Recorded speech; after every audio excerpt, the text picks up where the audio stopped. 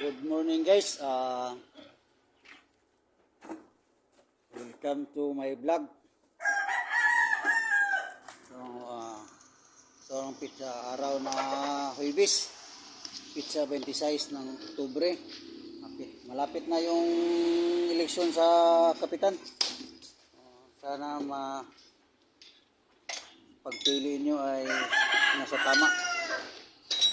May vlog kami guys. May nabili akong Toyota Pride. Balak ko sana to sapsapin. Kasi sabi na yung dalaga ko, Papa patakbuhin daw para mapraktisan na lang pag-drive. So sinubukan namin papaandarin to.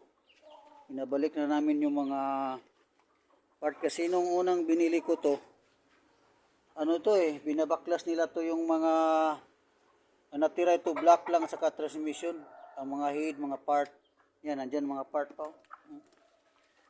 Binabalik namin, subukan namin pandarin kung okay ang andar.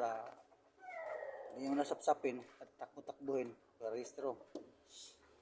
So ngayon, ang gawin namin, binabalik na namin to yung mga part na tinanggal sa unang mekaniko kasi nung nangyari nito, ginagawa daw to sa may-ari. Sa unang may-ari, binihilian ko, nagawa ng mekaniko. Hindi nakapaandar. Ang tuto nabumaloktot yung barbula. So, nawala ng gana yung may-ari, binibinta na lang sa amin.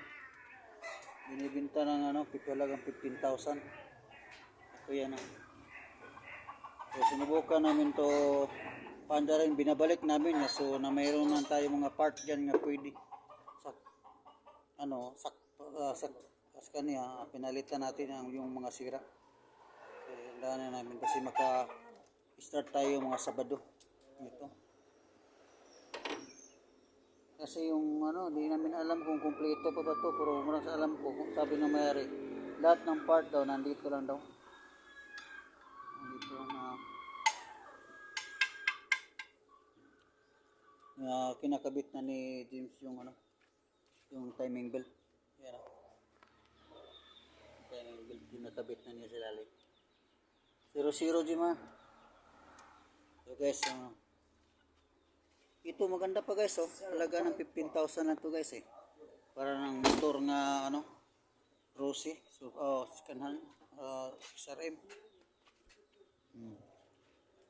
Yan. Wala pang hugas, may likabok lang, pero maganda pa Tingnan nyo guys Maganda pa yung may likabok lang. So maganda to. Kung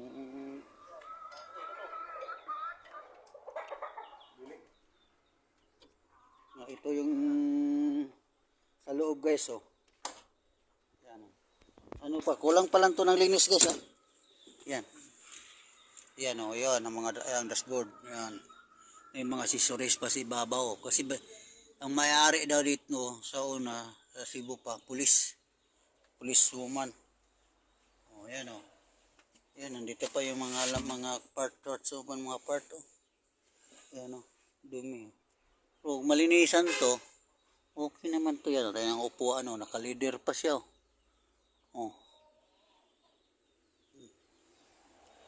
Ganda pa guys. Yun.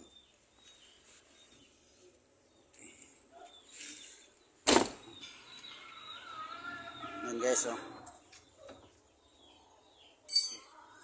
Update lang guys kung sa sunod mga mamaya hapon magbibideo na naman ako ulit para kung sa status sa itong sasakyan kung kailan ko magandar. Kasi binabalik palagi na marami pang pisa dito sa sa labas ang carburetor niya.